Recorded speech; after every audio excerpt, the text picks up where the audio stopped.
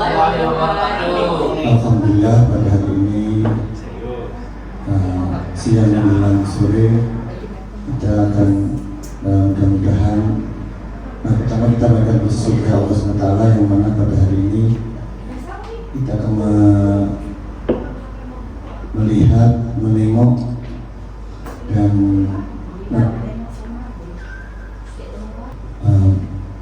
supaya yang nanti kita calon CTP yang belum mendaftar kita bisa belajar dari beliau, dan acara ini kita mendapat ditolak Allah. Amin. Salawat kita berikan kepada Muhammad sallallahu alaihi wasallam. Allahumma sholli ala sayyidina Muhammad wa ala ali sayyidina Muhammad. Atas jasa beliau, alhamdulillah kita bisa berkumpul, bisa menikmati indahnya dunia. Yang ketiga, Bapak Ibu, kawan-kawan semuanya, mari kita memberikan semangat atau memberikan support masalah aksi nyata tentang diseminasi budaya positif pengimbasan. Mari kita ambil manfaatnya supaya kita bisa belajar dari kawan kita, saudara-saudara kita, dan kita jangan lupa memberikan positif atau imbal balik yang baik, dan supaya nanti lulus dengan sempurna atau dengan baik. Amin. Dengan acara ini diseminasi budaya positif kita buka dengan resmi dengan bacaan Bismillahirrahmanirrahim, dan selanjutnya kita berikan kepada narasumber antara Bu Yusniati binti Musen, Bu Oktaviani dan Bu Tisa Dirgana. Waktu dan tempat kami persilakan.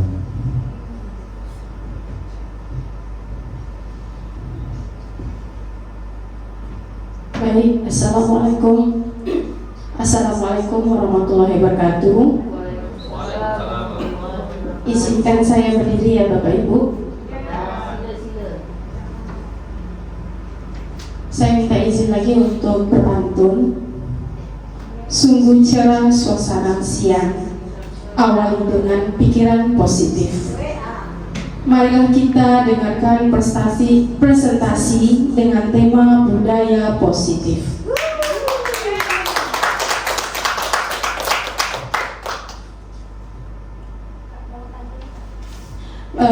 Pertama-tama kami ucapkan terima kasih atas ketersediaan Bapak Ibu untuk memenuhi undangan kami, mendengarkan pemaparan kami terkait dengan budaya positif yang telah kami dapatkan di pendidikan guru penggerak. Adapun kegiatan ini tujuannya untuk kita sama-sama ingin berbagi, dan ini merupakan sebagai salah satu aksi nyata kami terkait dengan modul yang kami pelajari, yaitu tentang budaya positif. Diharapkan nanti setelah mengikuti sesi kolaborasi ini, ilmu yang kami dapatkan bagaimana menciptakan suasana positif di lingkungan sekolah itu bisa sama-sama kita wujudkan.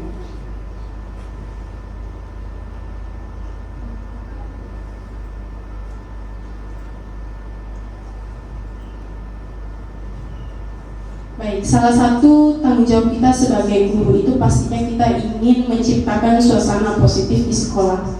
Dan apa yang bisa kita lakukan? Ya, yang bisa kita lakukan yang pertama pastinya menghilangkan atau mencabut gangguan-gangguan yang menghalangi proses dari pengembangan potensi murid.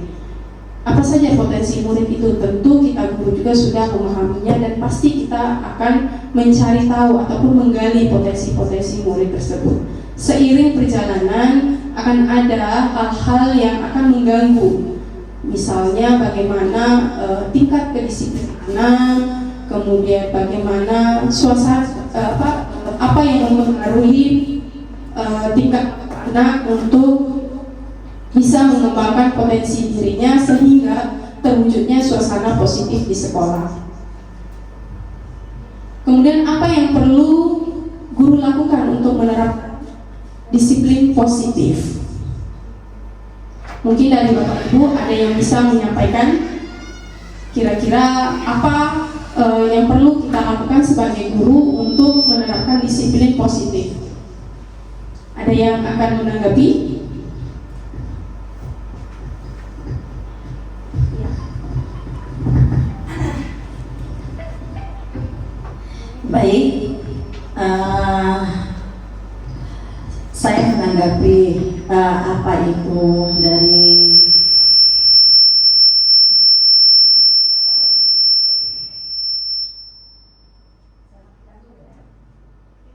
apa yang perlu guru lakukan untuk menerapkan disiplin positif yang ditanyakan tadi. Apa itu positif? Positif itu adalah pemikiran atau perbuatan yang tidak baik, ya. Jadi kalau berpikir positif adalah berpikir yang lurus aja, berpikir yang baik, tidak berpikir yang buruk-buruk. Menurut saya berpikir positif itu yaitulah berpikir yang baik. Jadi setiap apapun yang kita lakukan, berpikirlah yang baik. Itu menurut saya, Bu, yang namanya berpikir positif. Terima kasih. Terima kasih Bu Santi. Ya, memang benar, untuk mengawali suatu suasana positif dan untuk menerapkan disiplin positif itu harusnya kita dulu memusatkan pikiran ke hal-hal yang baik. Jadi setiap apa yang terjadi itu kita melihatnya dari sisi positif. Dan kita semua mengetahui bahwa dalam setiap hal yang kita lakukan ada hal-hal yang menjadi kriteria, dan itu kita sebut sebagai suatu keyakinan. Nilai-nilai dari suatu keyakinan atau hal-hal baik itu yang mendasari seseorang akan melakukan atau akan bertindak sesuai dengan yang diyakininya. Misalnya di sini saya tampilkan ada nilai-nilai kebajikan. Kita semua di sekolah ini sudah menerapkan bahwa setiap siswa itu memiliki profil pelajar Pancasila. Nah, di mana ada profil beriman, bertakwa kepada Tuhan Yang Maha Esa dan akhlak mulia, mandiri, bernalar kritis, berkebinekaan global, bergotong royong, kreatif. Nah, ini merupakan nilai-nilai kebajikan yang kita perlu tanami kepada anak-anak kita dan diharapkan akan muncul disiplin positif sehingga membantu juga akan mewujudkan suasana positif di lingkungan sekolah. Jadi kita mengupayakan bahwa sekolah ini menjadi lingkungan yang menyenangkan untuk anak-anak kita. Lanjutkan. Nah, di sini saya tampilkan di PPT. Di situ ada dua, satu yang stimulus respon dan satu adalah teori kontrol. Nah, stimulus respon biasanya itu adalah realitasnya kebutuhan kita sama. Kita menganggapnya seperti itu. Tapi ternyata dalam mengontrol diri kita harus tahu bahwa kebutuhan kita itu berbeda-beda. Kemudian ada mungkin selama ini kita melihat bahwa suatu permasalahan itu ditanggapi dengan cara yang sama, tapi ternyata setiap orang memiliki perspektif atau gambaran yang berbeda-beda. Nah, itu kita sebut sebagai dengan teori kontrol. Sebelumnya masih ya. Kemudian kita sebagai guru juga kadang mungkin saat kita membimbing anak, kita berusaha agar anak ini mengerti apa yang ingin kita sampaikan, gitu ya. Biasanya setiap anak melakukan kesalahan, kita akan membuat anak itu menyadari bahwa dia melakukan kesalahan. Tapi ternyata untuk menyadarkan hal tersebut itu memiliki cara yang berbeda-beda tergantung dari pemahaman orang lain. Kemudian dari stimulus respon, perilaku buruk dilihat sebagai suatu kesalahan. Tapi ternyata setiap perilaku itu ternyata memiliki tujuannya masing-masing, ya. Kemudian stimulus respon selanjutnya, orang lain bisa mengontrol saya, tapi ternyata yang bisa mengontrol diri ya hanya kita sendiri, ya. Kemudian pemaksaan ada pada saat bujukan gagal. Jadi saat saat kita membujuk anak untuk mengikuti keinginan kita dan itu gagal, dan di situ kita melakukan pemaksaan, memberi sanksi, ya, itu merupakan salah satu pemaksaan. Tapi ternyata dengan kita melakukan kolaborasi itu bisa menciptakan pilihan-pilihan yang baru atau bisa menciptakan solusi-solusi yang lain. Oke, selanjutnya. Baik, dalam buku Dan Gosen tentang Restructuring School Discipline menyatakan ada 3 motivasi perilaku manusia. Ya, yang pertama biasanya itu untuk menghindari ketidaknyamanan atau hukuman. Kemudian yang kedua untuk mendapatkan imbalan atau penghargaan dari orang lain.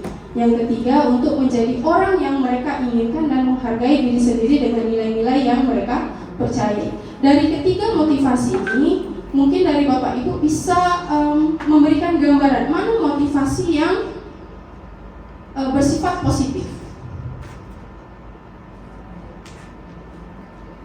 Yang pertama, untuk menghindari ketidaknyamanan atau hukuman. Kita ibaratkan seperti misalnya seorang guru datang tepat waktu atau datang sebelum bel berbunyi. Motivasi kita datang sebelum bel berbunyi itu apakah karena untuk menghindari ketidaknyamanan dan dihukum, atau untuk mendapatkan imbalan atau penghargaan dari orang lain, mungkin berupa pujian, atau yang ketiga apakah kita menjadi orang yang mereka untuk menjadi orang yang mereka inginkan dan menghargai diri sendiri dengan nilai-nilai yang kita percaya. Yang ketiga. Terima kasih Bu Santi. Ya, jadi setiap yang kita lakukan itu sebisa mungkin kita mengarahnya ke poin ketiga, bahwa kita melakukan itu karena memang ada hal-hal yang kita yakini, nilai-nilai kebajikan yang kita yakini, dan itu merupakan bentuk kita menghargai diri sendiri.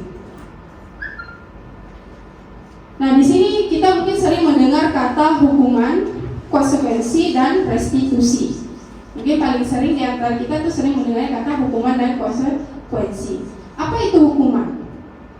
Jadi dalam melihat tingkah laku anak, tingkah laku seorang itu terbagi kepada dua. Ada yang identitasnya mengarah ke gagal, atau ada identitas yang mengarah ke kesuksesan. Nah, untuk hukuman sendiri bisa Bapak Ibu lihat bahwa di sini contoh kalimatnya, awas kalau dilakukan lagi ya, nanti awas kamu. Nah, itu merupakan bentuk suatu hukuman, dan itu bisa menciptakan identitas gagal pada anak. Berarti kita memberi tekanan pada anak, dan ini akan memunculkan dampak negatif. Kemudian yang kedua itu konsekuensi. Lakukan apa yang saya katakan. Berarti di sini sudah mulai bentuk ke mengarahkan. Di sini masih posisinya netral, ya, masih posisinya netral. Kemudian bagaimana dengan restitusi? Restitusi ini adalah mengarah kepada hal-hal yang positif, di mana di sini kita membantu anak untuk mengenali identitas menjadi lebih sukses. Contoh kalimatnya, apakah hal ini yang sesungguhnya ingin kamu lakukan? Jadi kita menanyakan kepada anak apa yang dilakukan atau motivasi apapun yang dilakukan itu, apakah memang itu yang diinginkannya. Jadi biarkan anak itu mencari atau menemukan solusinya sendiri dan mencari nilai-nilai yang mereka yakini. Baik. Nanti untuk materi selanjutnya terkait dengan kebutuhan dasar manusia dan keyakinan kelas itu akan dilanjutkan oleh rekan saya, Bu Vivi. Terima kasih atas waktu dan kesempatannya.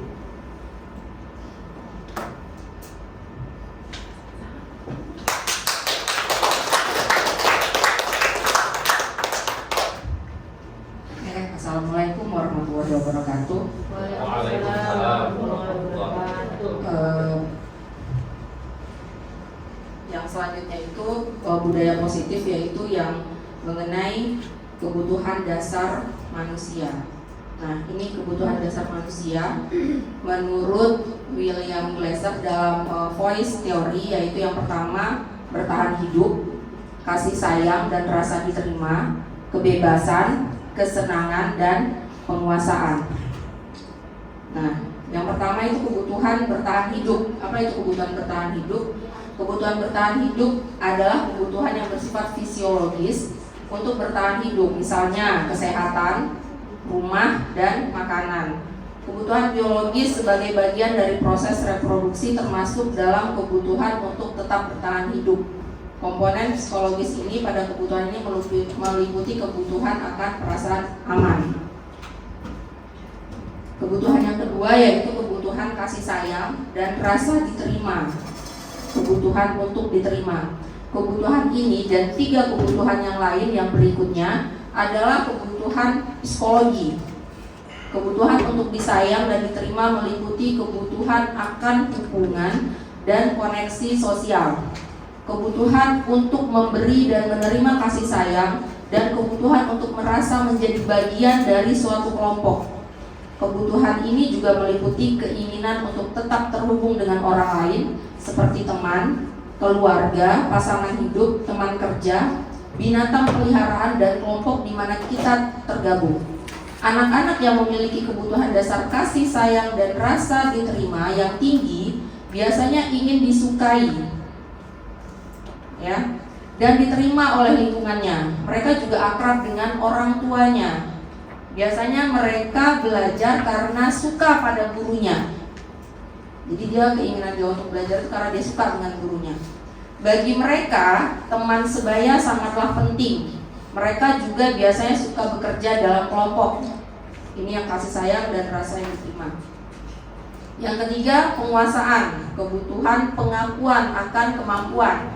Kebutuhan ini berhubungan dengan kekuatan untuk mencapai sesuatu, menjadi kompeten, menjadi terampil, diakui atas prestasi dan keterampilan kita, didengarkan, dan memiliki rasa harga diri.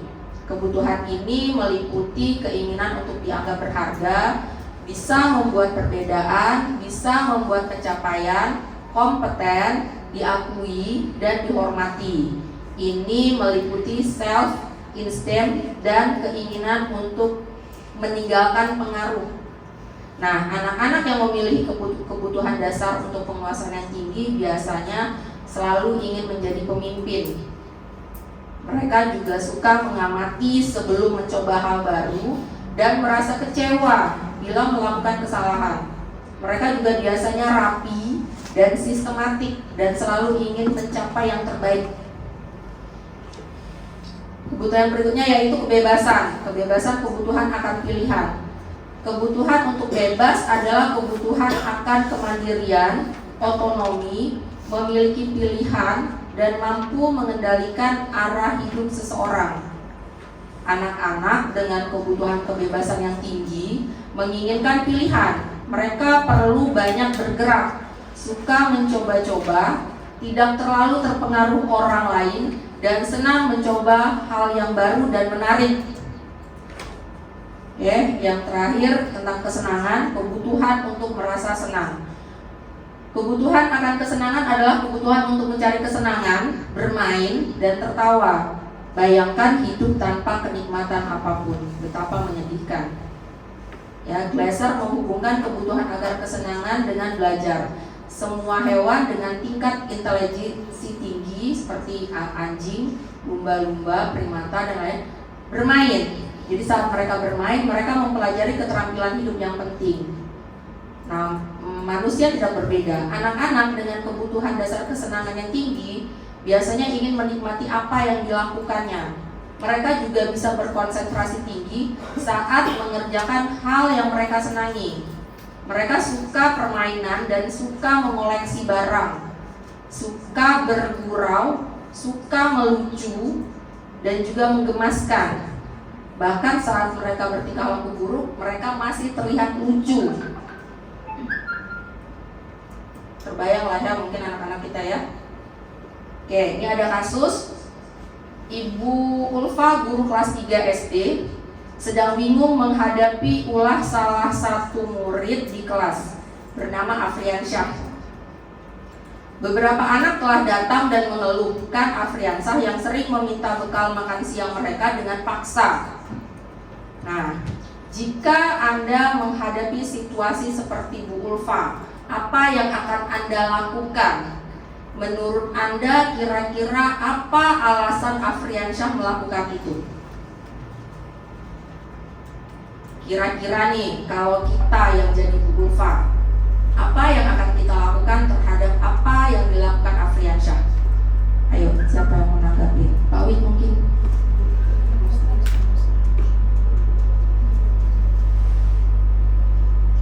Misalnya kita jadi Bu Ulfa, apa yang akan kita lakukan terhadap apa yang dilakukan Afriansyah? Dia merebut dengan paksa bekal makan siang temannya, dan itu sudah meresahkan. Jadi kalau kita jadi sebagai guru, apa yang harus kita lakukan? Coba kita. Kira-kira kalau jadi Bu Ulfa ya? Yes. Baik, kalau ditanya gimana saya jika di Berdasarkan dalam dengan yang 5 posisi tadi. Bu Ulfa. Yes, berdasarkan dengan yang 5 tadi. Oke, kalau salah bisa dikoreksi. Bisa. Mungkin saya akan menemui atau membimbing Afriansyah terlebih dahulu dengan cara mungkin menanyakan kenapa penyebabnya dia suka mengambil bekal temannya. Karena kita harus tahu dulu nih, Afriansyah ini memang sukanya mengambil barang orang, atau ia iri terhadap temannya karena temannya dibekalin orang tuanya dan dia tidak, atau memang dari ekonomi keluarganya yang tidak cukup untuk membekali atau memberikan uang jajan. Kita harus tahu dulu dari anak tersebut, baru kita bisa menyimpulkan ke langkah mana kita selanjutnya untuk membimbing Afriansyah tersebut kepada teman-temannya dan menasihatinya. Oke. Terima kasih Bu Ita. Ada lagi? Ada lagi Ibu? Oke, yang disampaikan Ibu Ita lebih kurang seperti ini berarti. Nah, dari kasus itu, yang pertama bertahan hidup, ya. Kita cari tahu dulu. Bu Ulfa sebaiknya mencari tahu alasan Afriansyah melakukan tindakan tersebut agar mengetahui kebutuhan mana yang berusaha untuk dipenuhinya. Ya, tadi kan ada 5 tuh. Afriansyah lapar dan orang tuanya tidak membawakan bekal makan siangnya, ya, untuk dia bertahan hidup. Nah, yang kedua, teman Afriansyah jadi perhatian Afriansyah. Jadi rasa kasih sayang dan rasa ingin diterimanya itu yang menyebabkan dia ngambil bekal makan siang temannya. Nah, yang kebutuhan yang ketiga, dia merasa hebat karena temannya akan takut dan akan menuruti keinginannya. Jadi kebutuhan penguasaan dengan dia ambil bekal makan temannya akan takut dengan dia, akan diberikan. Dan penuhilah kebutuhannya yang bagian penguasaan. Nah, yang keempat, Afriansyah merasa bosan dengan bekal yang dibawa oleh orang tuanya karena selalu dengan bekal yang sama. Jadi kebebasannya merasa terhalangi gitu. Nah, yang terakhir, dia hanya iseng dan dia menikmati ekspresi wajah temannya yang kesal. Jadi dia senang dengan temannya kesal itu. Semakin temannya kesal, dia semakin senang. Nah, jadi terpenuhi kebutuhan hidupnya yang bagian kesenangan. Nah, yang berikutnya yaitu tentang materi keyakinan kelas. Keyakinan kelas adalah nilai-nilai kebajikan atau prinsip-prinsip universal yang disepakati bersama secara universal, lepas dari perbedaan agama, suku, negara, dan bahasa. Nah, menurut dosen, suatu keyakinan akan lebih memotivasi seseorang dari dalam, jadi motivasi intrinsiknya. Seseorang akan lebih bersemangat untuk menjalankan keyakinan daripada hanya sekedar mengikuti peraturan. Nah, ini merupakan langkah-langkah dalam pembentukan keyakinan kelas. Yang pertama, keyakinan kelas itu bersifat lebih abstrak daripada peraturan yang lebih rinci dan konkret. Yang kedua, keyakinan kelas berupaya berupa pernyataan universal. Yang ketiga, pernyataan keyakinan kelas dibuat dalam bentuk positif. Jadi kata-kata pada keyakinan kelas itu kata-kata yang positif. Contohnya jangan buang sampah sembarangan. Itu kata-kata negatif. Kita ganti, buanglah sampah pada tempatnya. Itu lebih positif. Nah, yang berikutnya keyakinan kelas hendaknya tidak terlalu banyak sehingga mudah diingat dan dipahami. Yang berikutnya keyakinan kelas sebaiknya sesuatu yang dapat diterapkan di lingkungan. Di lingkungan tersebut, berarti kalau yang di kelas berarti ya di kelas, kalau di sekolah berarti lingkup yang lebih besar. Nah, yang berikutnya semua warga kelas ikut berkontribusi dalam pembuatan keyakinan kelas lewat curah pendapat. Jadi ketika kita guru ingin buat keyakinan kelas, anak-anak dimintain pendapat per orang satu-satu. Jadi dia mengeluarkan pendapatnya apa yang dia mau. Yang terakhir, bersedia meninjau kembali keyakinan kelas dari waktu ke waktu. Nah, silakan dilihat ini ada beberapa pertanyaan.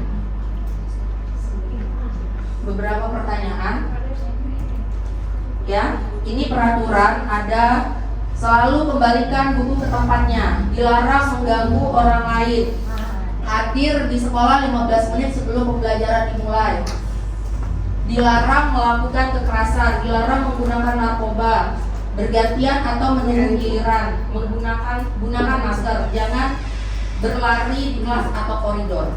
Nah, saya ingin Bapak Ibu coba kira-kira keyakinan kelasnya apa ini?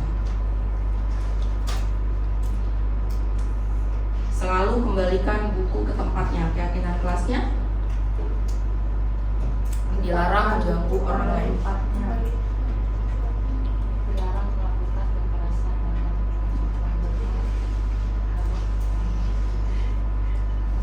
Menurut saya, yang pertama selalu kembalikan buku ke tempatnya. Berarti keyakinan kelas yang bisa disampaikan bertanggung jawab terhadap apa yang digunakan dalam kelas itu. Jadi misalnya kalau dia pinjam barang, kembalikan lagi ke tempatnya. Oke, yang kedua, dilarang mengganggu orang lain. Bukan? Oke, menghargai. Yang ketiga, hadir di sekolah 15 menit sebelum pembelajaran dimulai. Disiplin. Dilarang melakukan kekerasan. Oke, dilarang menggunakan narkoba. Keselamatan diri, bergantian atau menunggu giliran. Sabar. Oke, gunakan masker. Kesehatan. Jangan berlari di kelas atau koridor. Oke, ini. Berarti yang pertama selalu kembalikan buku ke tempatnya. Itu keyakinan kelasnya berarti tanggung jawab. Barang yang sudah dipakai kembalikan lagi ke tempatnya. Dilarang mengganggu orang lain. Jadi bahasa keyakinan menghormati orang lain. Jadi bahasanya lebih universal. Hadir di sekolah 15 menit sebelum pembelajaran dimulai, menghormati orang lain dan berkomitmen. Ya, jadi dia berkomitmen nih 15 menit sebelum pembelajaran, anak-anak sudah harus di kelas. Terus dilarang melakukan kekerasan, itu untuk keselamatan dan juga menghormati orang lain. Dilarang menggunakan narkoba, kesehatan, karena kalau untuk kesehatan yang terganggu. Berganti atau menunggu giliran, menghormati orang lain dan bersabar, betul bersabar. Gunakan masker untuk kesehatan dan keselamatan. Jangan berlari di kelas atau koridor, keselamatan dan keamanan. Jadi bahasa-bahasanya bahasa positif dan bahasa universal. Nah, ini keyakinan kelas dan peraturan kelas adalah hal yang sama, betul atau salah? Salah. Oke, salah. Keyakinan kelas berlandaskan nilai kebajikan dan prinsip universal. Betul. Ini apa nilai kebajikan atau keyakinan yang ingin diangkat dari peraturan berikut? Menggunakan helm saat mengendarai motor, keselamatan, membuang sampah pada tempatnya, kebersihan, dilarang menggunakan kata-kata kasar, kesopanan. Oke, yang pertama keselamatan, menjaga kebersihan, selalu bersikap positif dan hormat. Urutkan langkah-langkah utama dalam menetapkan keyakinan kelas serta pendalamannya. Yang 1 mana, 2 mana, 3 mana. Jadi diurutkan langkah-langkahnya. Berdiskusi mengenai gambaran perilaku yang mencerminkan keyakinan kelas. Berdiskusi memunculkan peraturan-peraturan yang perlu ditaati warga kelas. Mengubah peraturan menjadi kalimat yang lebih positif. Berdiskusi mengenai peran seluruh warga kelas. Meninjau ulang keyakinan kelas dari waktu ke waktu. Mencarikan peraturan-peraturan, menjadikan peraturan-peraturan menjadi nilai-nilai kebajikan atau keyakinan kelas. Mulai dengan berdiskusi mengenai peran seluruh warga kelas. Berdiskusi yang pertama. Oke, 1. Kemudian Banyak. memunculkan peraturan-peraturan. 2. Kemudian baru menyarikan peraturan-peraturan jadi nilai kebajikan. Oke. Dan terakhir kemudian gambaran perilaku yang mencerminkan keyakinan kelas. Oke. Itu yang terakhir. Nah, ini dia. Berarti yang pertama berdiskusi memunculkan peraturan-peraturan yang perlu ditaati. Jadi yang pertama berdiskusi dulu. Kita memunculkan dulu ke anak-anak apa yang anak tahu. Selama ini kan mereka tahu tentang peraturan. Minta mereka tuliskan dulu peraturan-peraturannya yang mereka tahu. Setelah itu ubah peraturan menjadi kalimat yang lebih positif. Bisa jadi anak-anak tulis tidak buang sampah sembarangan. Nah, kita bisa ganti kalimatnya menjadi Buanglah sampah. buanglah sampah pada tempatnya. Yang ketiga, mencari peraturan-peraturan menjadi nilai-nilai kebajikan keyakinan kelas. Berikutnya berdiskusi mengenai gambaran perilaku yang mencerminkan keyakinan kelas. Jadi kita berdiskusi di kelas, anak-anak maunya bagaimana keyakinan kelasnya. Yang kelima, berdiskusi mengenai peran seluruh warga kelas. Jadi semua yang ada di kelas itu berperan. Yang keenam, meninjau ulang keyakinan kelas dari waktu ke waktu. Jadi keyakinan kelas ini tidak baku, bisa berubah kapanpun apabila itu disepakati oleh seluruh warga kelas. Nah, ini ada 5 kebutuhan dasar manusia: kesenangan, cinta, kasih sayang,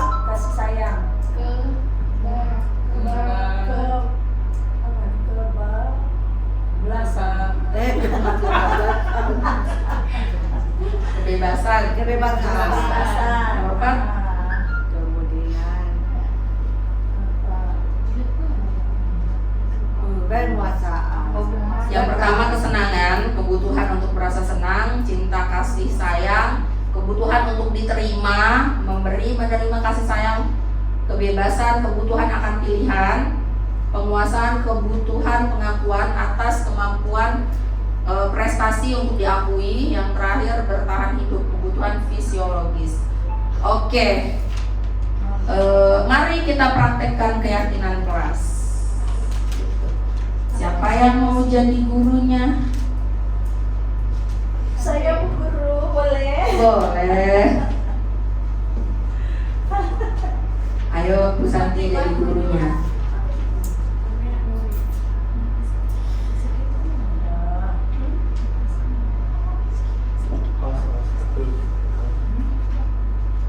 Mana sih ya?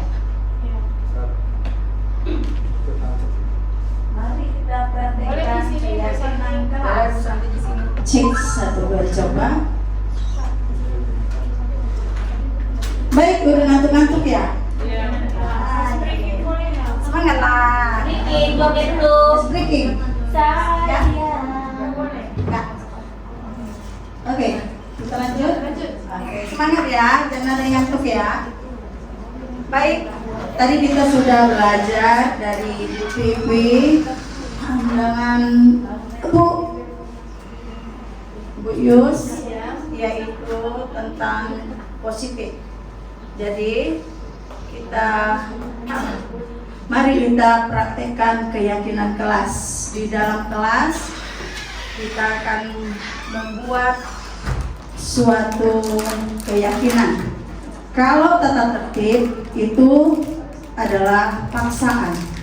Itu ada di kurikulum yang lama. Di kurikulum yang baru, yaitu adalah keyakinan. Keyakinan itu yang muncul dari diri kita, ya, yang muncul dari diri kita. Jadi kalau kita berkeyakinan, berarti ada motivasi buat diri kita. Apa yang sudah kita tuliskan atau kita buat, itu akan kita laksanakan. Kalau peraturan tadi kita sudah tahu ya, itu adalah paksaan, ya. Jadi ini sekarang saya jadi gurunya gitu ya. Simulasi jadi guru. Simulasi jadi guru. Jadi buat teman-teman, pertama-tama, Bukan teman-teman ya, anak-anak kan simulasi. oh ya, oh ya, saya jadi guru ya. Ini simulasinya saat Bu Santi memandu anak-anak dalam kelas untuk membuat keyakinan kelas. Oke. Jadi Baik. bagaimana caranya gitu. Baik anak-anak ibu peserta didik semuanya, ibu mau mengajak,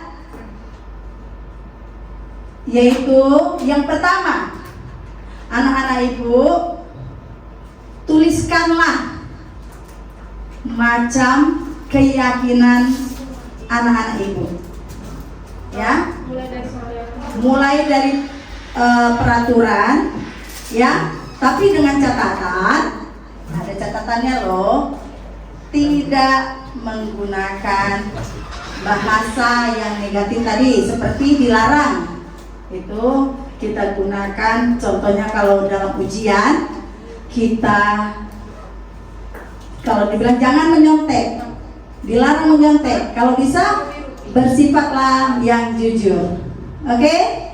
Oke, yang pertama, anak-anak ibu, tuliskanlah keyakinan yang dari peraturan yang mau kita buat. Oke, silakan.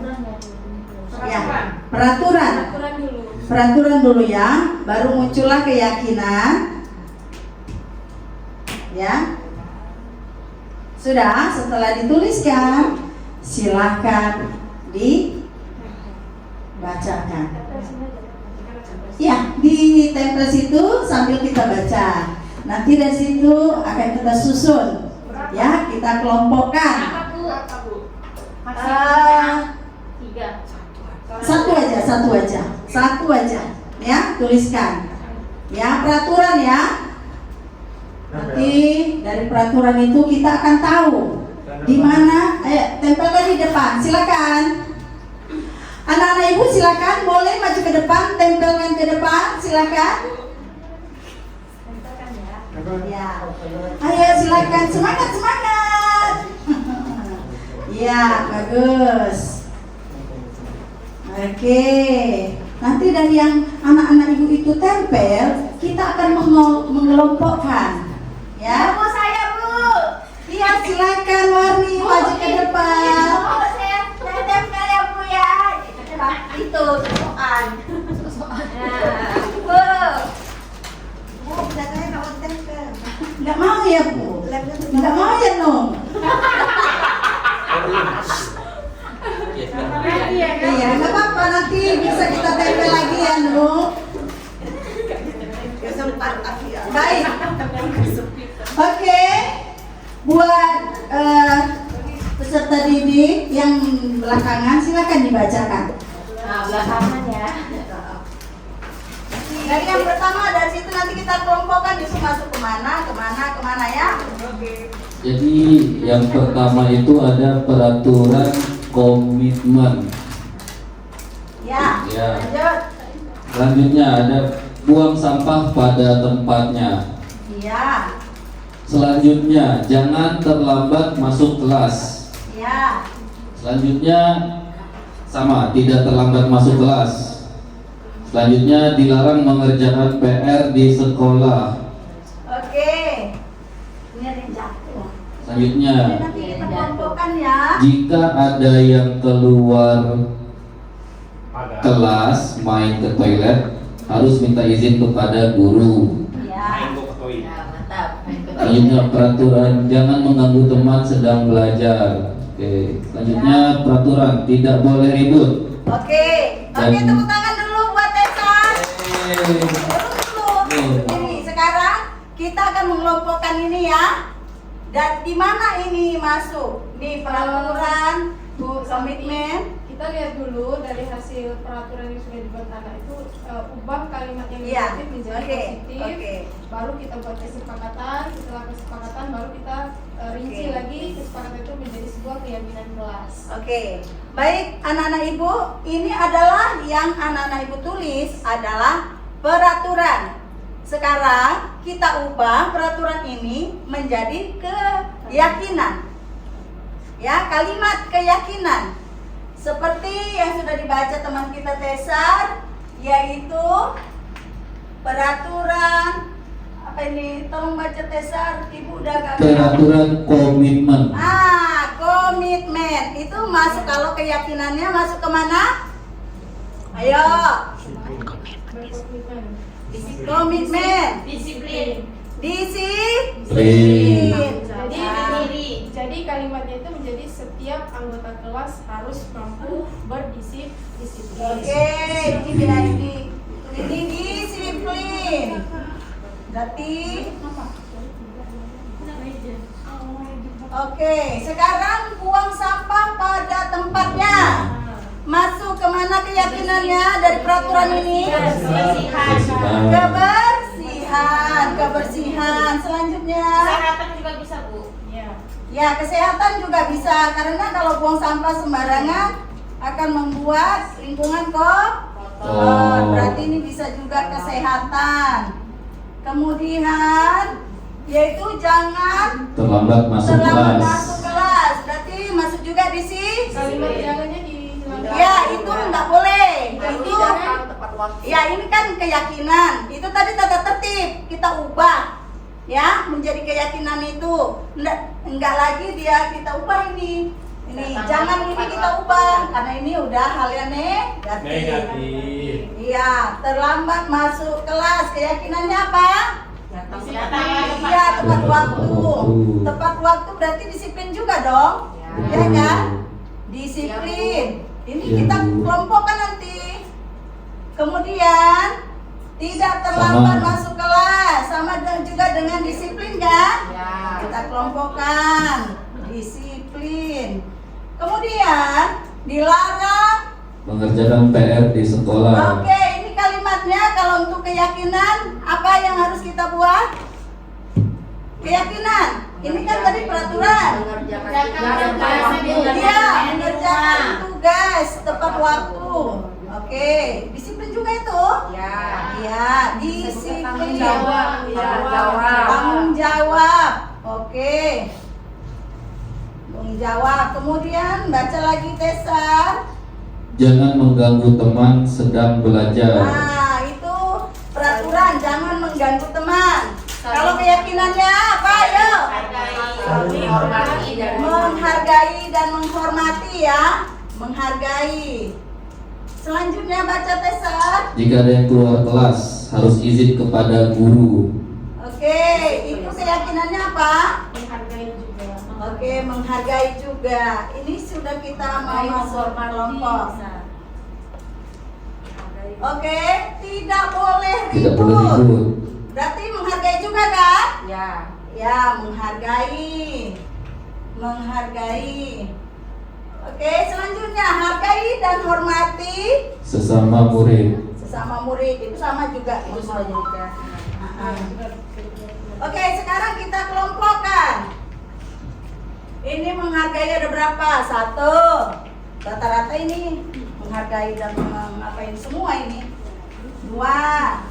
Ini ada yang terbalik ini nulisnya. Oke, menghargai 3. Ini kesehatan, ini disiplin. Lagi, oke. Nih, yang pertama disiplin ya. Berarti yang pertama, kedua, ketiga, ini sama di sini. Oke, berarti ada berapa keyakinan? 3, Bu. Ada 3 keyakinan. Jadi dari keyakinan inilah maka kita akan menerapkannya. Ya, jadi anak-anak ibu, kita sudah dari keyakinan kelas ini, kita sudah mengambil positifnya. Ya, jadi sesuai tadi yang diterangkan dari awal sampai keyakinan kelas, ini adalah hal-hal yang positif. Jadi kalimat-kalimat larangan itu dihilangkan. Jadi demikian anak-anak ibu yang kita buat untuk keyakinan kelas. Sudah? Sudah. Terima kasih. Terima kasih Bu Sabri. Terima kasih untuk kita semua, tepuk tangannya. Ya, nah berarti ini tinggal praktek di kelas-kelas kita, wali kelas. Ya, sudah bisa mulai dipraktekkan dengan keyakinan kelas, dengan bersama anak-anak. Kita bisa tempelkan di kelas kita, ya. Jadi kalau ditempel, anak-anak bisa ingat. Jadi apa yang jadi keyakinan kelas mereka gitu. Oke, cukup dari saya. Terima kasih. Wassalamualaikum warahmatullahi wabarakatuh. Selanjutnya materi tentang restitusi akan disampaikan oleh Bu Isa.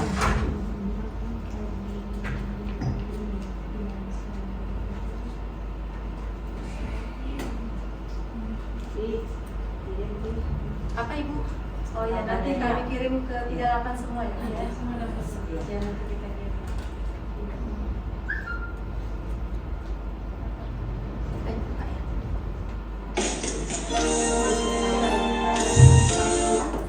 Baiklah Bapak Ibu, Assalamualaikum warahmatullahi wabarakatuh. Selamat sore. Kayaknya pada lemes ya. Baik, sebelumnya saya akan berpantun dulu. Ada lalat di atas meja, lalat terbang di atas kepala. Luruskan niat dalam bekerja, supaya kerja mendapat pahala. Baiklah Bapak Ibu, tadi rekan-rekan saya sudah menampilkan sangat luar biasa. Baiklah, untuk memotivasi kita supaya badan kita nggak terlalu tegang, kita ice breaking dulu sebentar. Minta tolong Bapak Ibu untuk berdiri semuanya. Ayo Bapak Ibu.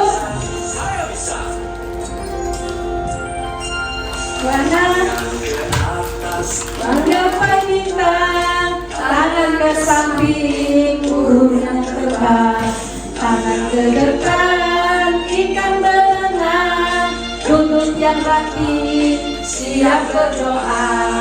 Putar-putar, tangan diputar, gulung-gulung, tangan digulung, laku lengkap di pagar bunda.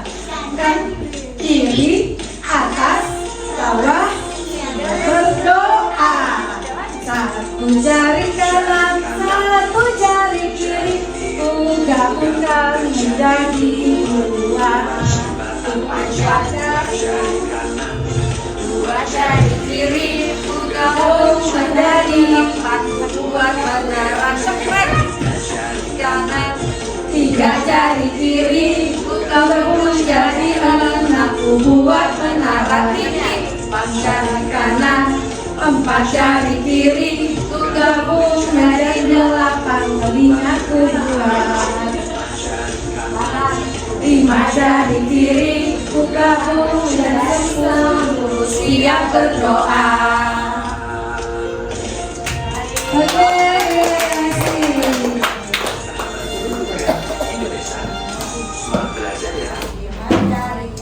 Oke ya, terima kasih. Jalan sedikit.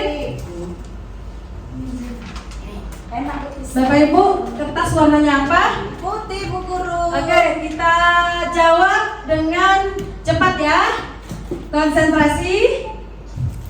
Kertas warna apa? Putih. Paper warna apa? Biru. Tisu warna apa? Pink. Sapi minum apa? Susu. Air. Minum air. Oke, lanjut. Konsentrasi. Baru tadi ada biji loh. Rambut warna apa? Alis warna apa? Aspal warna apa? Kelelawar tidur kapan?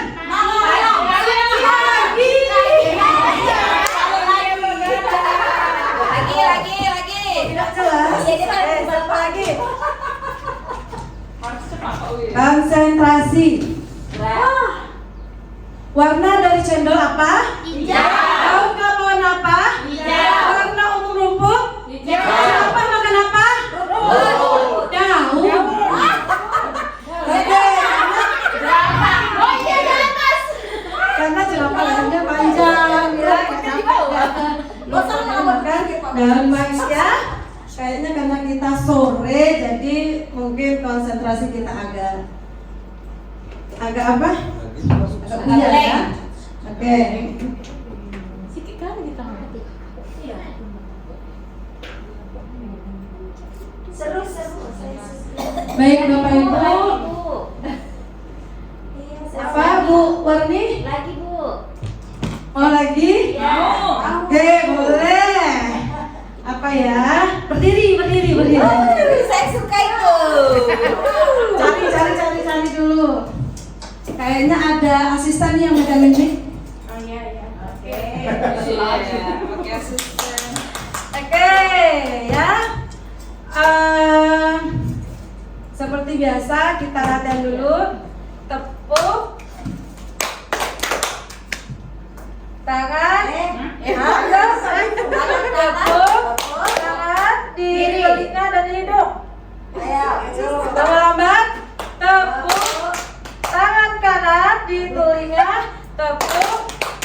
Ayo, jangan sampai kita mencubit pipi atau mencubit telinga masing-masing. Karena satu, kalau tangannya di kiri di hidung, berarti tangan kanan berada di telinga kiri ya. Oke, konsentrasi.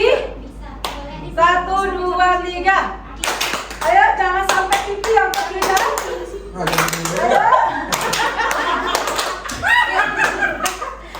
Ayo. Gurunya pengen telinga dulu. Ya, Pak, pegang telinga.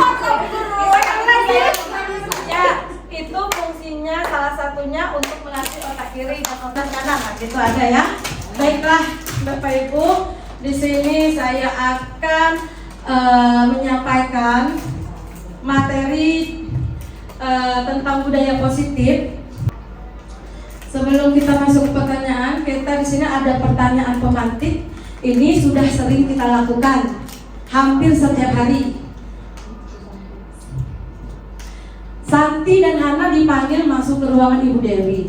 Ibu Dewi baru saja mendapatkan pengaduan dari ibunya Santi bahwa Hana menggunakan kata-kata kasar dan merendah-rendahkan Santi di sosial media. Ini sering kita temui ya Bapak Ibu. Yang kedua, Anto jarang sekali hadir di pembelajaran jarak jauh. Dan pada saat hadir pun Anto seringkali menggunakan kata-kata kasar di kolom chat mengejek teman-temannya. Hal ini sudah sangat mengganggu dan beberapa orang tua murid yang mengikuti pembelajaran daring mengeluh tentang perilaku Anto di pembelajaran jarak jauh. Bila Anda adalah seorang guru, penerapan disiplin apakah yang akan Anda lakukan untuk kasus Santi dan kasus Anto? Kira-kira apa yang kita akan lakukan? Mungkin ada yang mau menjawab?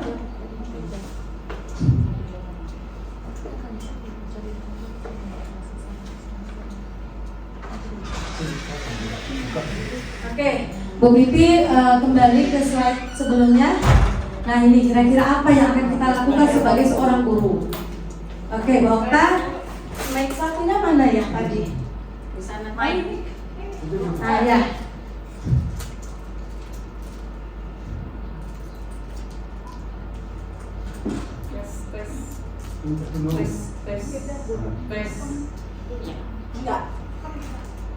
Oke, terima kasih. Saya akan coba sebagai gurunya Santi dan Hana ya. Kalau saya menemukan kasus seperti ini, yang pertama sekali saya lakukan adalah memanggil Santi dan Hana. Oh, kita udah dipanggil ya. Kemudian saya akan bertanya terlebih dahulu kepada Hana, alasan apa sehingga Hana menggunakan kata-kata kasar merendahkan Santi di media sosial. Nah, setelah saya tahu penyebab Hana melakukan itu, baru saya akan memberikan nasihat atau apa ya? Iya, bimbingan kepada Hana. Itu berlaku juga kepada Anto ya. Anto dia sudah jarang ikut pembelajaran jarak jauh, sekalinya ikut malah menggunakan kata-kata kasar. Nah ini juga saya akan panggil Anto dan menanyakan penyebab dia berperilaku seperti itu. Baru nanti akan dilakukan bimbingan bagi Anto. Saya rasa itu saja, terima kasih. Baiklah, terima kasih Bu Okta atas jawabannya.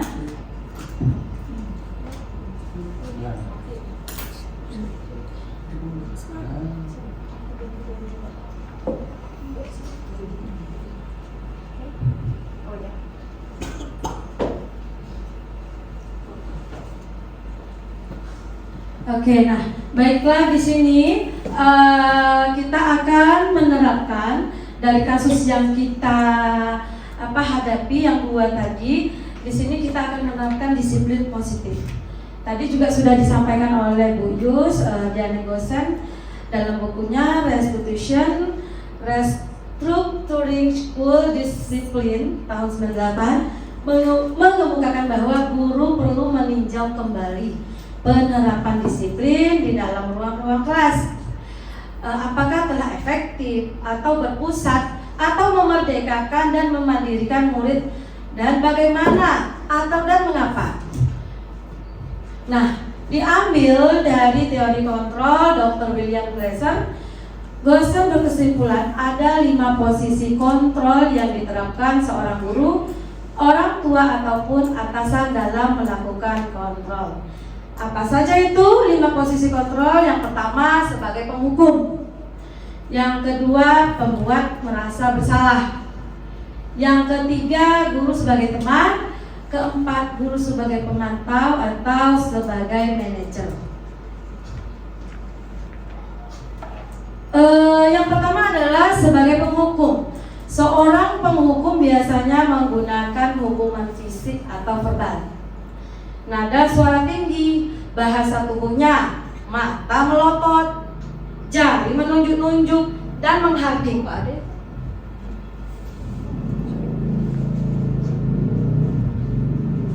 Nah, kadang orang seperti ini atau guru, di sini kita guru sebagai guru,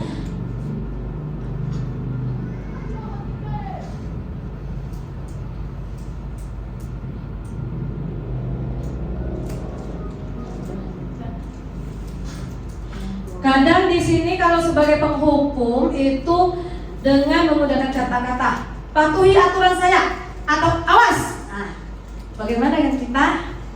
Atau kamu selalu saja salah, atau selalu pasti selalu yang terakhir selesai, terlambat lagi. Nah itu ciri-ciri dari posisi kontrol penghukum.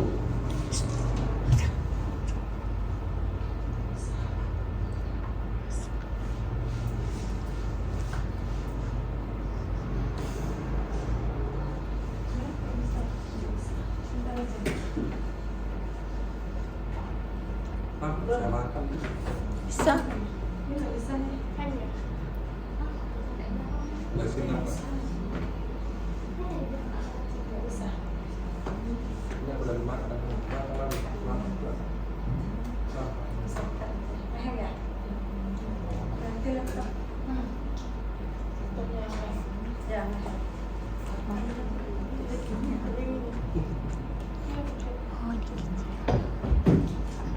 Kenapa caranya di kamera itu?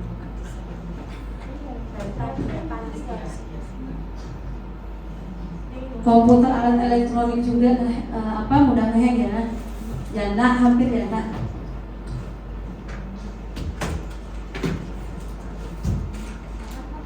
Baiklah Bapak Ibu, nanti kita akan belajar posisi kita sekarang itu di posisi kontrol yang mana. Itu yang akan kita bahas.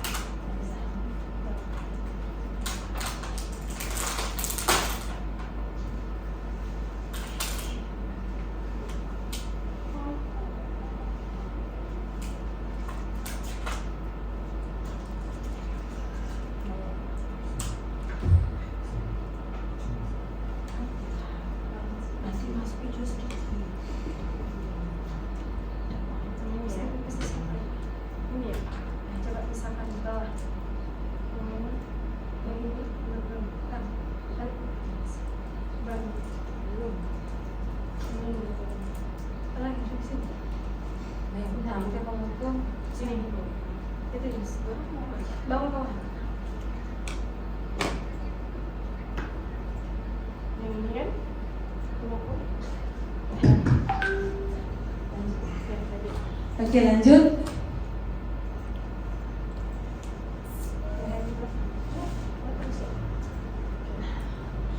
Coba kita tanyakan kepada diri kita, bagaimana perasaan murid bila kita berbicara seperti itu?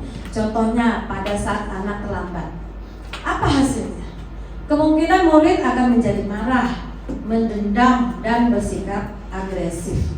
Bisa jadi sesudah kembali duduk, murid tersebut akan mencoret-coret bukunya atau meja tulisnya. Karena untuk mencurahkan mungkin ke kita, anak itu tidak berani. Nah, jadi dicurahkannya lah ke sifat-sifatnya. Lanjut. Selanjutnya, pembuat merasa bersalah. Posisi kita di pembuat merasa bersalah. Pada posisi ini biasanya suara guru lebih lembut. Membuat rasa bersalah akan menggunakan keheningan yang membuat orang lain merasa tidak nyaman. Mungkin kita diemin anak itu. Nah, kata-kata yang keluar dengan lembut akan seperti, ibu sangat kecewa sekali dengan kamu. Berapa kali bapak harus memberitahu kamu? Gimana coba kalau orang tua kamu tahu kamu berbuat begini?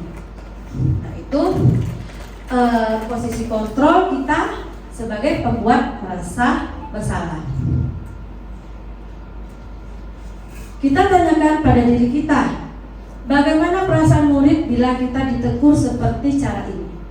Murid akan merasa bersalah telah mengecewakan ibu atau bapak gurunya. Murid akan merasa menjadi orang yang gagal dan tidak sanggup membahagiakan orang lain. Kadang-kala sikap seperti ini lebih berbahaya dari sikap penghukum, karena emosi akan tertanam rapat di dalam. Murid menahan perasaan, tidak seperti murid dalam dengan guru menghukum, di mana murid bisa menumpahkan amarahnya walaupun dengan cara negatif. Murid tertekan seperti ini yang tiba-tiba bisa meletus amarahnya dan bisa menyakiti dirinya sendiri atau orang lain. Lanjut. Nah, di sini posisi kontrol yang ketiga adalah sebagai teman. Guru pada posisi kontrol teman ini tidak akan menyakiti murid, namun akan tetap berupaya mengontrol murid melalui persuasi. Posisi teman pada guru bisa negatif atau positif. Posisi di sini berupa hubungan baik yang terjalin antara guru dan murid. Guru di posisi teman menggunakan hubungan baik dan humor untuk mempengaruhi seseorang. Nah, contoh sebagai teman begini mungkin, ayo bantulah demi bapak ya. Ayo ingat tidak bantuan bapak selama ini. Berarti kan ada bantuan kita ke mereka. Nah, ya sudah, kali ini tidak apa-apa. Nanti ibu bantu bereskan. Nah, itu sebagai kontrol, sebagai teman. Hal negatif dari posisi teman adalah bila suatu saat guru tersebut tidak membantu, maka murid akan kecewa dan berkata, saya pikir bapak teman saya.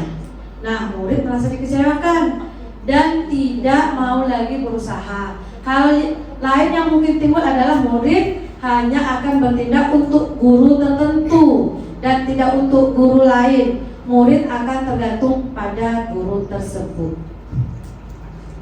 Lanjut. Posisi kontrol yang keempat itu sebagai pemantau. Nah, pemantau ini artinya mengawasi. Pada saat kita mengawasi, kita bertanggung jawab atas perilaku orang-orang yang kita awasi. Posisi pemantau berdasarkan pada peraturan dan konsekuensi.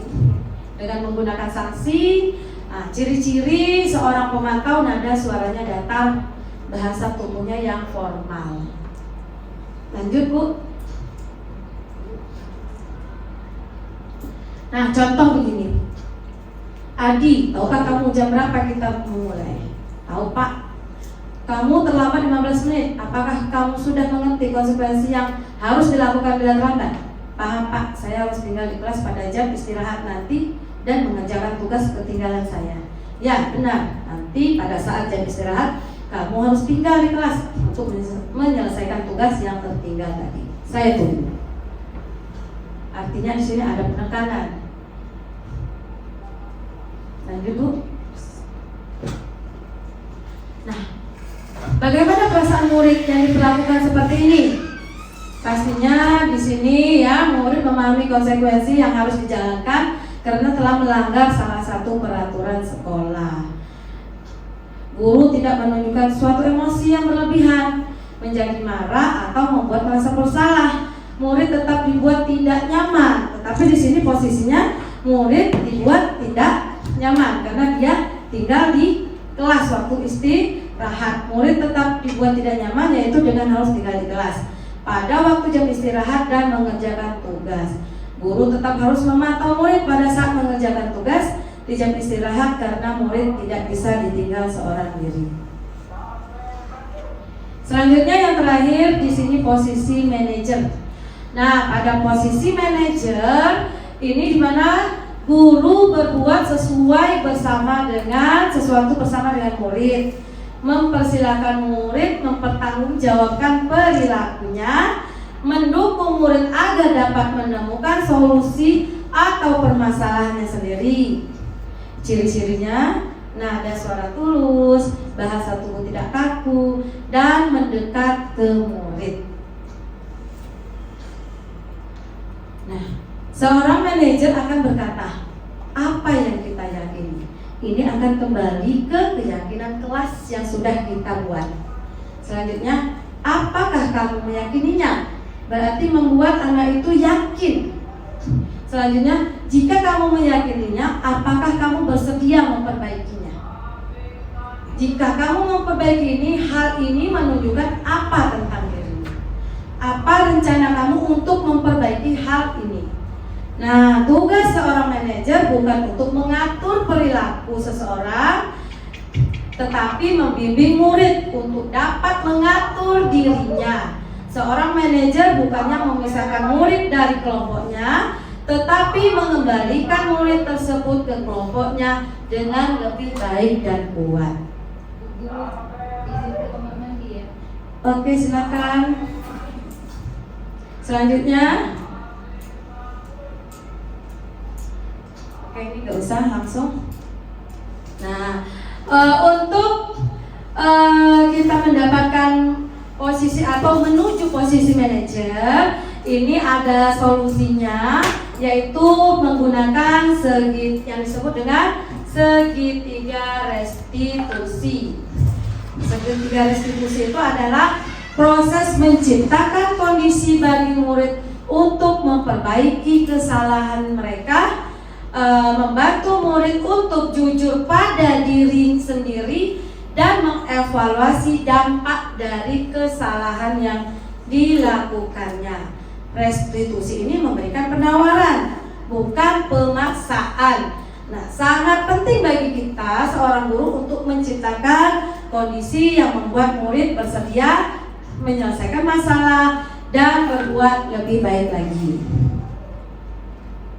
Di sini bisa Bapak Ibu lihat, ya, terlalu kecil ya. Nah, ternyata coba sekarang kita perhatikan di dalam kehidupan kita, di dalam keseharian kita selama ini, posisi kita itu di mana? Manajer. Apakah sudah langsung ke manajer? Atau sebagai penghukum? Atau sebagai pembuat merasa bersalah? Atau kita menjadi teman? Merasa bersalah itu. Atau pemantau? Pemantau ini agak tegas deh ya. Nah, di mana untuk penghukum dan pembuat masalah ini perilaku kontrol negatif. Ya, sedangkan untuk perilaku kontrol positifnya berada di teman dan pemantau. Yang lebih tinggi dari itu kontrol diri. Kita bisa mengontrol diri dan mengontrol siswa itu di manajer. Jadi dari sini kira-kira apa yang akan kita lakukan ke depannya setelah kita menyaksikan mungkin pembelajaran ini, karena 5 kontrol tadi itu sudah diteliti oleh para peneliti ya. Nah, kita lihat tadi dari hasil dari kita selama ini tidak melihat bagaimana perasaan anak, ya. Padahal Ki Hajar Dewantara mengatakan bahwa pendidikan itu, tujuan pendidikan adalah mencapai kodrat anak, dimana supaya mereka selalu bahagia. KHD juga mengatakan bahwa guru itu sebagai petani, diibaratkan sebagai petani, murid sebagai benih, sedangkan sekolah adalah sebagai lahan. Petani yang pintar mengelola, menyayangi benih-benih itu akan menghasilkan bibit atau tumbuhan yang bagus. Meskipun di antara bibit-bibit itu ada yang kurang bagus, pasti tumbuh. Sedangkan petani yang tidak mau merawat atau tidak mau memperhatikan benih atau lokasi penanamannya, maka yang benih yang bagus akan bisa menjadi rumput. Nah, disinilah Ki Hajar Dewantara bagaimana kita bisa bergerak, tergerak dan menggerakkan. Ya, Bapak Ibu. Ya, lanjut. Nah, dari posisi 5 kontrol, dari 5 posisi kontrol, posisi mana yang diperhatikan oleh guru? Oke, ini kita ke sini. Nah, ini sebelum kita mempraktekkan, di sini ada segitiga restitusi. Langkah yang pertama, nanti saya bagikan juga, itu ada langkah-langkah. Yang pertama, menstabilkan identitas. Yang kedua, validasi tindakan yang salah. Yang ketiga, menanyakan keyakinan. Lanjut, Bu. Oke, ya. Oke, untuk menstabilkan identitas, tujuannya mengubah identitas dari anak yang gagal melakukan kesalahan menjadi orang yang sukses. Anak yang melanggar peraturan karena sedang mencari perhatian adalah anak yang sedang mengalami kegagalan.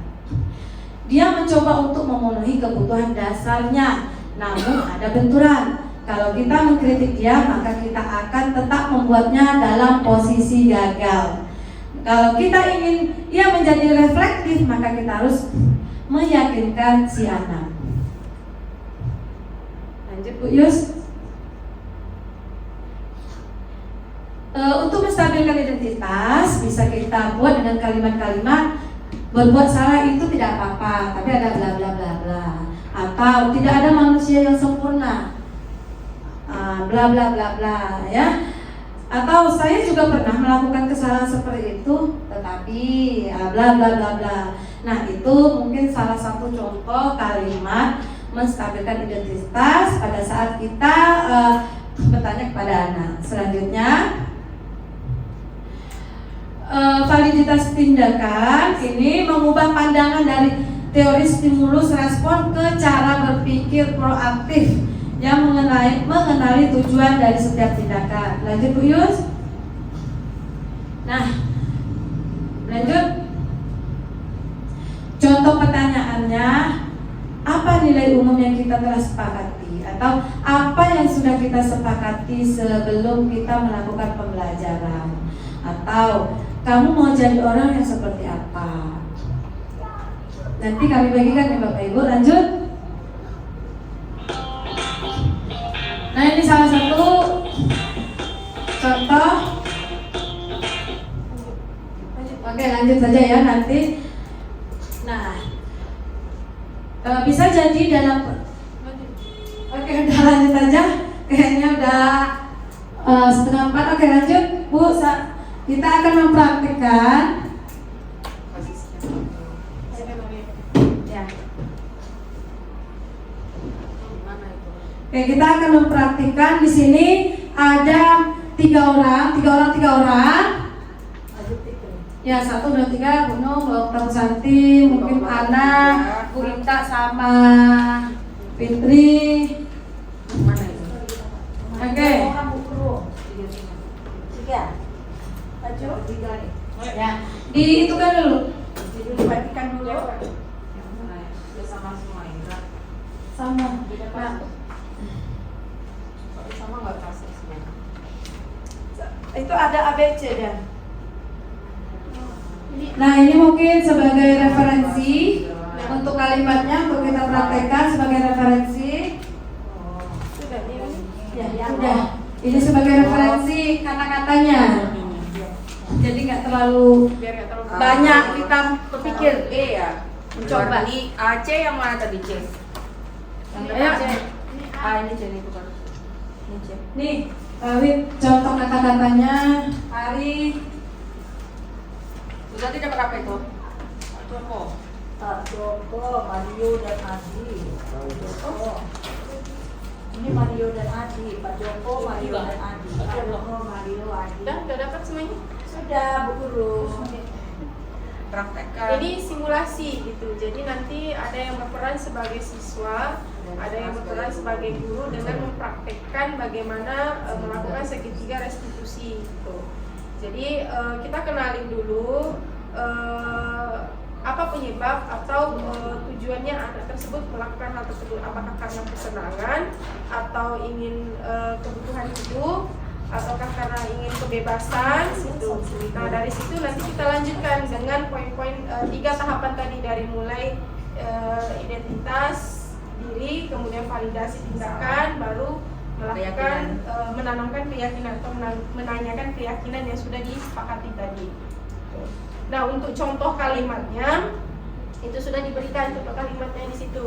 Jadi bisa diikuti, bisa dipakai lah gitu. Atau mungkin mau dikembangkan kalimatnya tapi tetap dalam 3 tahapan segitiga restitusi tadi.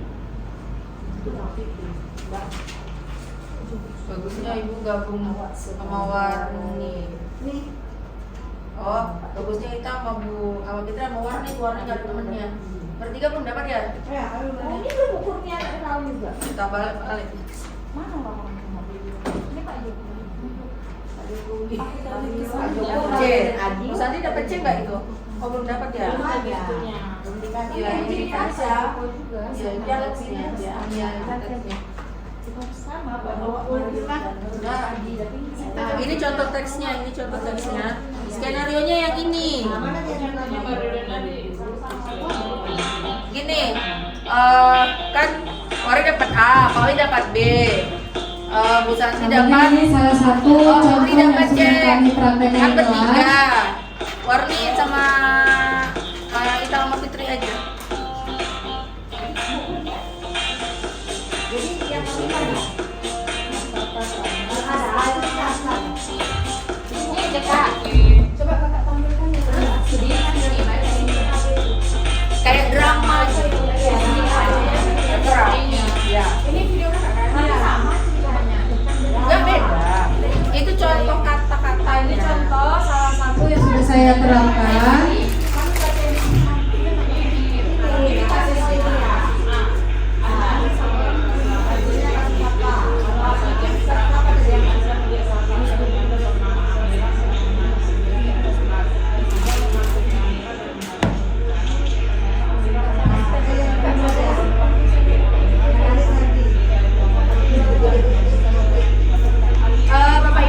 Bapak Ibu, ini video salah satu contoh yang sudah diterapkan bagaimana menerapkan segitiga restitusi.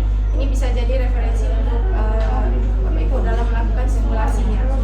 Dengar suaranya. Coba di Masuk Ina ke itu. Sebelum masuk Jadi dengar Om tadi. Pedito. Orang belum masuk. dari tadi loh, Bi. Siapa gurunya?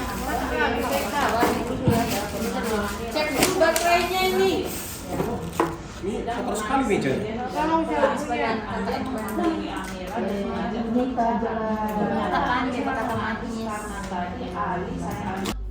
Oke. Baiklah, Bapak Ibu, semuanya mungkin sudah ada yang selesaikan dan bersedia mempraktikkan di depan. Oke, silakan kelompok Bu Santi maju. Stop dulu, balik dulu. Sial dia. Duduk dulu lagi. Aduh, maaf. Gak apa-apa, nanti kan ada kelompok yang lain lagi. Iya, senang. Kita udah senang. Ngomong kayak itu lagi cepat. Duduk dulu. Duduk dulu. Duduk lagi ulang. Waktu senang namanya soalnya. Satu aja kita. Ayo namanya. Tapi waktunya udah baik. Baiklah, sudah selesai. Kelompok mana tadi yang sudah selesai? Oh, ayo kelompok Santi, Okta, silakan maju untuk mempraktikkan segitiga restitusi. Duduk lagi. Gak apa-apa. Ngomong di sini. Ayo sepeda lagi. Dia maju, ayo. Ayo kita coba, ayo kita coba. Karena sertifikat ini. Coba segitiga restitusi.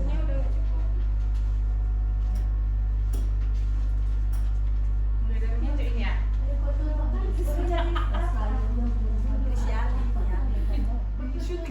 Siapa yang silakan. Siapa yang Udah kita lakukan simulasi ya? Mulai dari siapa saya kan? Ya, Amira. yang guru siapa? Gunung. Guru. Saya Amira. Amira, oke, silakan. Kamera action. Saya duluan.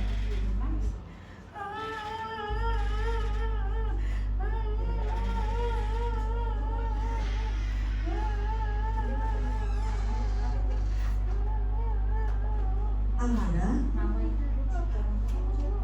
Saya diejek. berapa kali Amira? Amira kenapa nangis? Tadi saya diejeki dengan Ali, Bu, karena nilai saya jelek.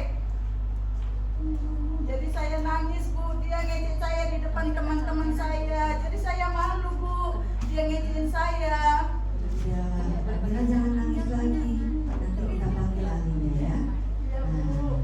Amira tenang dulu. Ibu akan panggil Ali. Ali, di mana Ali? Iya, Bu. Nah, Ali tadi ngapain? Tadi main, Bu. Kok ada temanmu yang nangis? Siapa, Bu? Amira nangis tuh. Kenapa, Bu? Nah, makanya ibu mau nanya Ali, apa yang sudah Ali perbuat sama Amira? Oh, tadi Ali ngejek Amira memang, Bu. Kenapa Amiranya diejek? Kan nilainya jelek, Bu. Nggak seperti nilai saya. Nilai saya bagus. Malu, Bu. Nah, apa kamu tidak kasihan Amiranya sampai merasa sedih, merasa malu karena diejek? Walaupun dapat nilainya yang rendah, tetapi kan kita tidak mesti mengejeknya. Nanti ibu akan bicara dengan Ali. Silakan Ali temui ibu nanti ya. Baik, Bu. Amira tenang ya. Ya, Bu. Agak ke sana, Bu, soalnya dekat sama suara video belakang. Nah, Ali, Iya, Bu. udah selesai jajan ya? Sudah, Bu. Udah. Jadi makan apa tadi? Makan gorengan, Bu. Iya, enak kan gorengnya ya. Iya. Nah, Ali, tadi Ali mengejek kawannya. Kenapa? Kenapa kawannya diejek? Ya karena nilainya jelek terus nilainya bukan bagus-bagus. Biar dia belajar lagi, Bu. Iya, niatnya baik Ali. Tetapi kan tidak mesti Ali harus mengejek kawan. Ya, jadi kalau ada kawan yang lebih rendah nilainya dari kita, tak perlu kita ejek. Nah, coba Ali lihat. Kita kemarin kan punya kesepakatan kelas. Ya, apa itu kesepakatan kelas yang udah kita buat? Coba Ali masih ingat nggak? Masih, Bu. Apa itu coba? Saling menghargai. Nah, kalau saling menghargai, berarti Ali tidak perlu mengejek kawan kalau mendapat nilai yang rendah. Bagaimana caranya Ali menghargai kawan? Masih minggu boleh, Pak. Tidak mengejek ya, Bu ya. Nah, kemudian bagaimana lagi?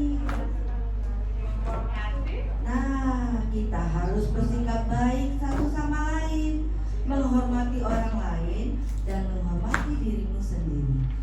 Kalau kamu ingin dihormati, maka kamu harus menghormati orang lain. Bagaimana Ali senang dengan percakapan dengan ibu? Iya, Bu, senang, Bu. Ali mengerti apa yang sudah Ali lakukan itu tidak baik kepada kawan Ali. Ngerti, Apa kira-kira yang harus Ali lakukan untuk selanjutnya? Untuk selanjutnya Ali nggak akan ngejek teman lagi, Bu. Ya, Ibu akan lihat selanjutnya nanti Ali tidak mengulang lagi perbuatannya. Semoga Ali menjadi anak yang sukses nantinya. Baik, Bu. Mari kita pulang lagi yuk. Baik, terima kasih. Tepuk tangan. Tepuk tangannya. Baik, lanjut. Minta maaf tadi. Minta maaf sekarang. Mungkin ada kelompok lain yang ingin memperhatikan. Kelompok Ita, Bu Ita.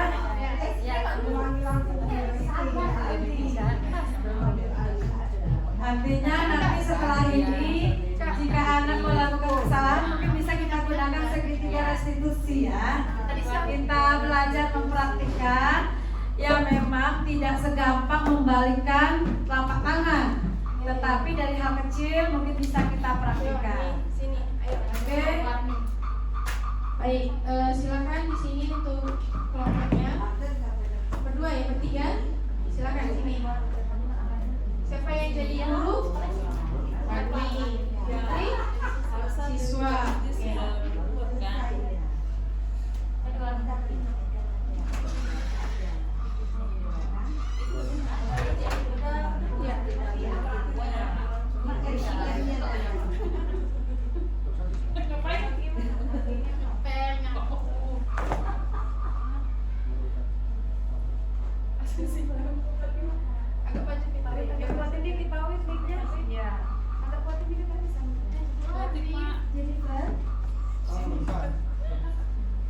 Kok kamu sendiri nak yang bikin? Yang lainnya mana? Iya Bu, saya ditinggalin. Si Ciko pergi. Kemana si Ciko pergi nak? Kemana? Kayak pojok kayaknya Bu. Bisa dicari Cikonya nak? Sebentar ya Bu ya. Ya. Jadi nanti temui Ibu ya ke Iya, majelis ya. iya Bu, iya nak. Ciko. Ciko, dipanggil sama Bu Asti. Hanya kamu pikir lah, kamu masih pergi. Ya Bu, ya panggil saya. Aduh, anak ibu yang sayang ibu. Dari mana aja Ciko sayang? Saya tadi ke warung Bu. Kenapa di warna? Perut saya lapar, saya haus. Hari ini Ciko ada tugas apa di kelas? Oh, ada piket. Berarti Ciko ingat dengan keyakinan kelas kita ya. Berarti Ciko piket kelas. Tapi Ciko tidak melaksanakannya. Nah, kira-kira apa yang Ciko dapat kalau Ciko tidak melaksanakan piket kelas itu? Nah, tidak ada karena tidak ada pembelajaran diri, kita jadi tidak tahu disiplin itu seperti apa. Nah, lain kali kalau seandainya kalau kita tuh ditunjuk untuk piket kelas lebih baik lagi ya nak ya. Dan jangan biarkan teman kita sendiri piket, kasihan teman bola. Ya, itu aja ya nak ya. Ya, ini kita pulang lagi ya nak ya. Assalamualaikum warahmatullahi wabarakatuh dan selamat siang.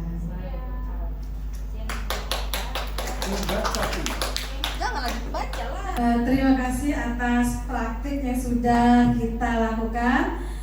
Di sini bisa jadi dalam praktik penerapan kita sehari-hari kita akan kembali ke posisi teman atau pemantau karena murid yang ditangani belum siap diajak berdiskusi atau diundang melakukan restitusi. Namun perlu disadari tujuan akhir dari 5 posisi kontrol seorang guru adalah pencapaian posisi manajer, di mana di posisi ini murid dapat menjadi pribadi yang mandiri, merdeka dan bertanggung jawab atas segala perilaku dan sikapnya, yang pada akhirnya dapat menciptakan lingkungan yang positif, nyaman dan aman.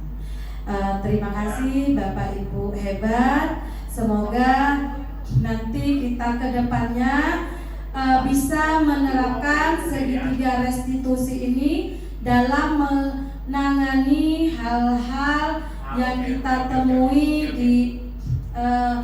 di keseharian kita, baik di kelas maupun di lingkungan sekolah.